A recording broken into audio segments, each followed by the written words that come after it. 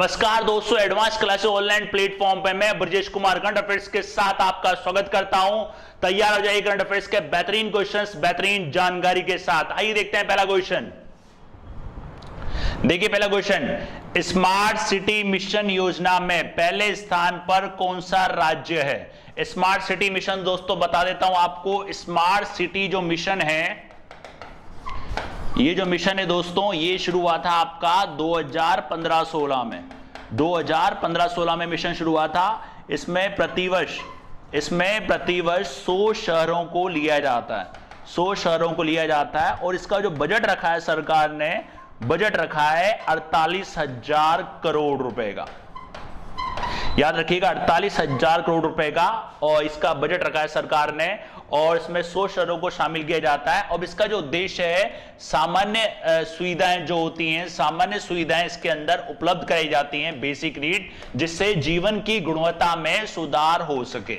जीवन की गुणवत्ता में सुधार। अब ये सामान्य सुविधा जैसे कि जल की आपूर्ति 24 घंटे बिजली, पक्की सड़कें, परिवहन, इंटरनेट कनेक्टिविटी, उसके अलावा बढ़िया मतलब सभी के लिए आवास, इस प्रकार की, वो है स्मार्ट सिटी, राइट। और आने जाने के साधनों मतलब आवागमन को सरल बनाना, वो स्मार्ट सिटी के अंदर शामिल किया जाता है। तो राइट, ध्यान रखना, जीवन की गुणवत्ता में सुधार, बेसिक सुविधाएं जो उपलब्ध कराई जाती हैं। स्मार्ट सिटी मिशन 15-16 में शुरू हुआ था। 48,000 करोड़ रुपए का इसका टारगेट है और इसमें प्रतिवर्ष लगभग 100 शहरों को इसके अंदर लिया जाता है और हर एक 100 शहर को 100 करोड़ रुपए दिए जाते हैं स्मार्टनेस के लिए, मतलब अनुमान के आधार पर, राइट। तो इसमें हाल ही में कौन सा राज्य है दोस्तों? झारखंड। झारखंड इसमें नंबर 1 पे आया है। याद रखिएगा दोस्तों, झारखंड इसमें नंबर 1 पे आया है। स्मार्ट सिटी परियोजना, स्मार्ट सिटी परियोजना क्रियान्वयन में झारखंड पहले स्थान पर आया है। और ये जो आया है, ये झारखंड 36 में से पहले स्थान पर है और राजस्थान जो है दोस्तों, वो है 11वें स्थान पर। और इसकी जो रैंकिंग तैयार करता है, वो आवास एवं शहरी मंत्रालय द्वारा ये इसकी रैंकिंग तैयार की जाती है। याद रखना, स्मार्ट सिटी मिशन क्रियान्वयन में पहला राज्य झारखंड, राइट। नेक्स्ट देखते हैं। नेक्स्ट देखिए, विश्व मेट्रोलॉजी दिवस कब मनाया जाता है? वर्ल्ड मेट्रोलॉजी डे कब मनाया जाता है? 21 मई, 22 मई, 20 मई और 19 मई। ये मनाया जाता है दोस्तों 20 मई को। याद रखना, 20 मई। इसको कहते हैं विश्व मापन दिवस। इसको कहा जाता है विश्व मापन दिवस, माप विज्ञान के दिवस, विश्व माप विज्ञान दिवस के नाम से भी इसको जाना जाता है। याद रखिएगा, ये आता है आपका दोस्तों का 20 मई को। और इस बार का जो इसका विषय है, वो विषय है स्वास्थ्य के लिए मापन। स्वास्थ्य के लिए मापन, मेजरमेंट फॉर हेल्थ। देखिए दोस्तों, डेज तो बहुत होते हैं, पर गिने चुने मैंने आपको पहले ही बताया था, ज्यादा डेज आते हैं तो आप ज्यादा डेज को सीरियसली ना लें। बस जो डेज इंपॉर्टेंट है वो मैं डिटेल से आपको बता ही दूंगा, बाकी फिर भी थोड़ा थोड़ा आइडिया आपको हर डेज के बारे में होना चाहिए, राइट।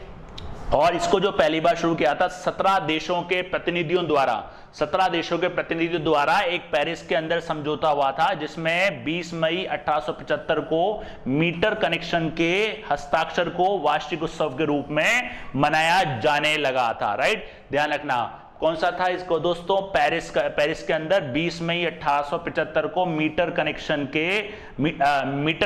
कनेक्शन के हस्ताक्षर का वार्षिक उत्सव के रूप में इसको मनाया जाता था। कौन सा डे दोस्तों? वर्ल्ड मेट्रोलॉजी या विश्व माप विज्ञान दिवस, राइट।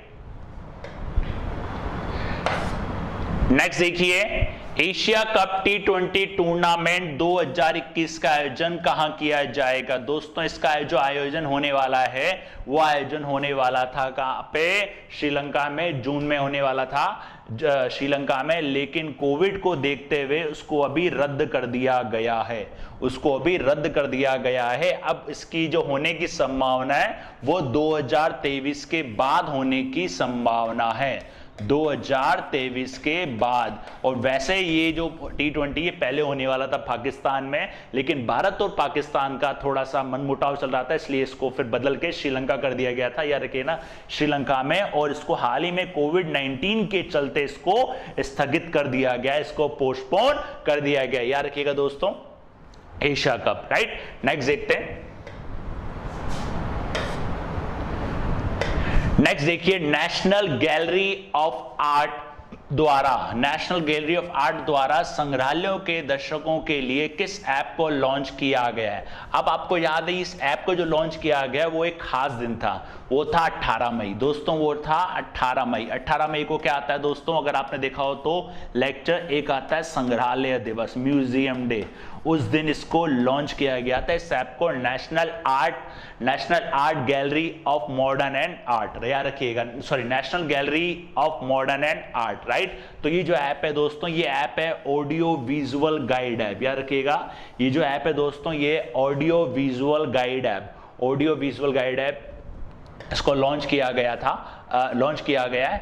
और ये जो ऐप है दोस्तों, ये जो ऐप काम करेगी, ये ऑडियो विजुअल गाइड ऐप, ये क्या करेगी, जो दर्शक होते हैं, जो दर्शक हैं, दर्शकों को गैलरी में प्रदर्शित भारतीय आधुनिक कला से संबंधित उपाख्यानों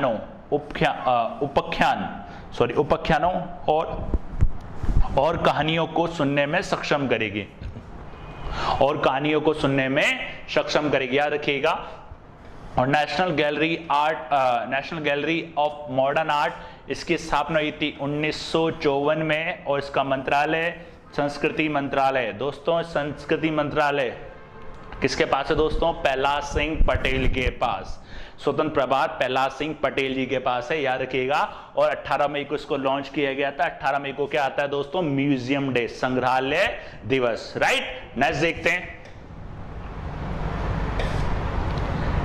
नेक्स्ट देखिए, हाल ही में महासागर अवलोकन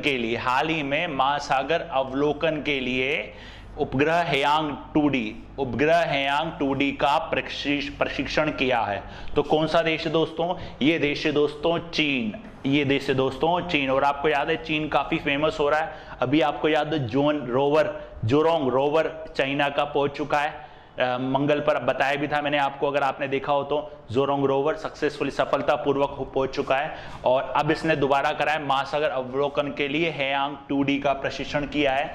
अब ये जो हेयांग 2D है, ये हेयांग 2D जो है, ये चीन महासागर अवलोकन उपग्रह है, याद रखना हेयांग 2D, और इसका जो परीक्षण वो सफल हो चुका है, सक्सेसफुल टेस्टिंग इसकी हो चुकी है, सफल परीक्षण इसका हो चुका है। और ये जो मदद करेगा समुद्री आपदाओं पर प्रारंभिक चेतावनी देगा, कोई भी समुद्री आपदा आएगी उस पर ये प्रारंभिक चेतावनी देने का काम करेगा, ध्यान रखिएगा। कौन है दोस्तों, ये कौन सा है, समुद्री आपदाओं पर प्रारंभिक चेतावनी देने का काम, कौन सा है ये, हेयांग 2D।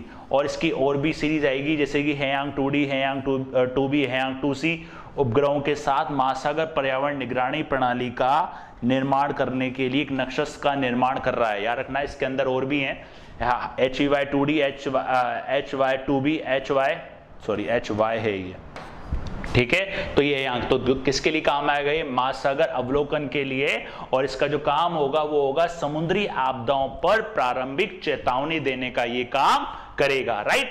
नेक्स्ट देखते हैं, नेक्स्ट देखिए, अंतरराष्ट्रीय चाय दिवस कब मनाया जाता है।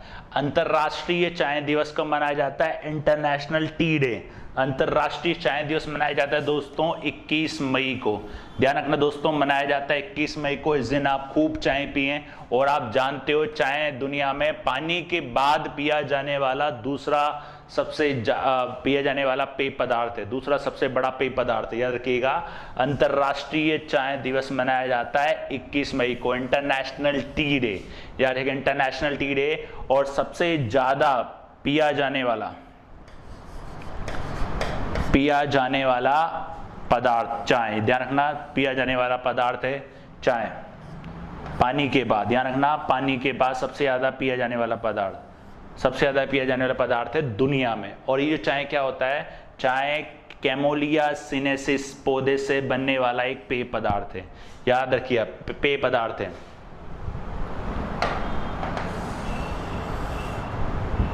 राइट। चाहे ध्यान रखना, आपके कैमोलिया सिनोसिस पौधे से बनने वाला एक पेय पदार्थ है। तो ये कब आता है दोस्तों, याद रखिएगा 20 मई को। फूड एंड एग्रीकल्चर ऑर्गेनाइजेशन द्वारा ये 2015 में नामित किया गया था, याद रखिएगा, फूड एंड एग्रीकल्चर ऑर्गेनाइजेशन द्वारा ये 2015 में नामित किया गया था, राइट। नेक्स्ट देखते हैं, नेक्स्ट देखिए world choreography award. World choreography award 2020 का पुरस्कार जीतने वाले पहले भारतीय कौन है? वर्ल्ड कोरियोग्राफी, या इसको आप वर्ल्ड कोरियो अवार्ड भी कह सकते हो। इनका नाम है सुरेश मुकुंद, याद रखना इनका नाम है Suresh Mukund. World choreography award USA के द्वारा ये अवार्ड इनको दिया गया है, वर्ल्ड कोरियोग्राफी अवार्ड। और सुरेश मुकुंद, ध्यान रखना ये आपके पहले भारतीय हैं, फर्स्ट इंडियन है जिसने ये अवार्ड जीता है, और इसको कोरियो अवार्ड के नाम से भी जाना जाता है, कोरियो अवार्ड के नाम से भी जाना जाता है। देखिए दोस्तों, एक बात कहना चाहूँगा, करंट अफेयर्स क्या होती है, जितना आप सिलेक्टेड पढ़ोगे, जितना आप बढ़िया पढ़ोगे, उतना ही ज़्यादा आप करंट अफेयर्स को अच्छा कर पाओगे। करंट अफेयर्स में वही चीज़ें आपके काम की होती हैं जो एग्जाम के अंदर आती हैं। पूरी डिटेल में पढ़ना आपके लिए ज़्यादा आवश्यक नहीं है, यह बात हमेशा ध्यान रखना। बढ़िया पढ़िए, कम पढ़िए, लेकिन सिलेक्टेड पढ़िए जो एग्जाम ओरिएंटेड होता है, राइट, ध्यान रखिएगा। कोरियो अवार्ड, इसको कोरियो अवार्ड भी कहा जाता है। मुकुंद भारतीय डांस क्रू, भारतीय डांस क्रू से द किंग्स, भारतीय डांस क्रू है द किंग्स, उसके ये निर्देशक हैं, ध्यान रखना, उसके ये निदेशक, सॉरी, उसके ये निदेशक हैं, राइट, ध्यान रखिएगा। कौन सा है? The Kings. नेक्स्ट देखते हैं,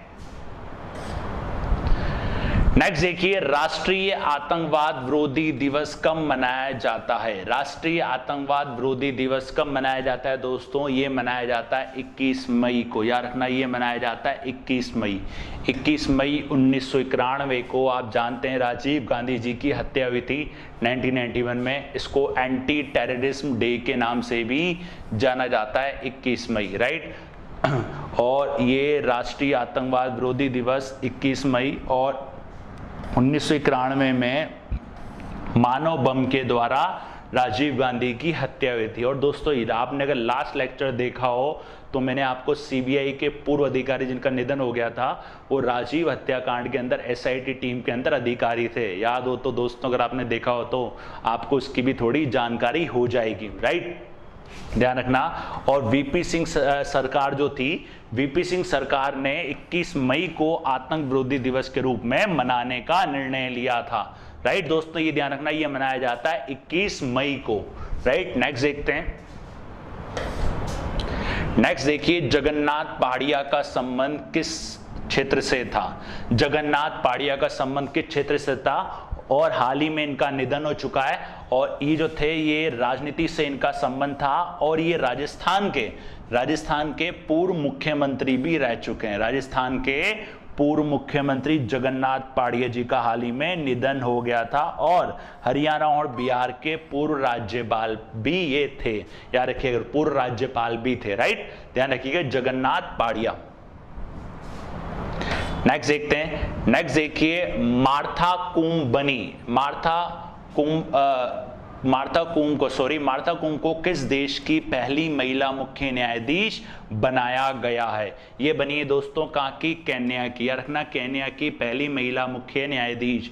केन्या की राजधानी दोस्तों नैरोबी, लास्ट पहले भी आपको बताया गया है, नैरोबी। साउथ अफ्रीका की राजधानी दोस्तों प्रिटोरिया, कैपटाउन, याद रखिएगा। नाइजीरिया की राजधानी अबूजा, नाइजीरिया की राजधानी अबूजा, याद रखिएगा। नाइजर की नियामे, राइट, नाइजर की राजधानी है नियामे। केन्या की इनको पहली महिला मुख्य न्यायाधीश बनाया गया है। इनका जो नाम है दोस्तों, ऐसे इनका मार्थकुम नाम था, एक पूरा भी नाम है इनका मार्था करूबुकुम, ध्यान रखना, मार्था करूबुकुम, थोड़ा कॉम्प्लिकेटेड नाम है तो आप मार्था कुम के नाम से भी इनको ध्यान रखना है। 61 वर्षीय हैं ये, और केन्या की पहली महिला मुख्य न्यायाधीश हैं, केन्या की पहली महिला मुख्य न्यायाधीश हैं। और केन्या की राजधानी दोस्तों ध्यान रखिएगा नैरोबी, और मुद्रा है शिलिंग, और केन्या की मुद्रा है शिलिंग, राइट। ये थे दोस्तों 10 बेहतरीन क्वेश्चन, 10 बेहतरीन जानकारी के साथ। मिलते हैं नेक्स्ट क्लास में नेक्स्ट क्वेश्चन के साथ,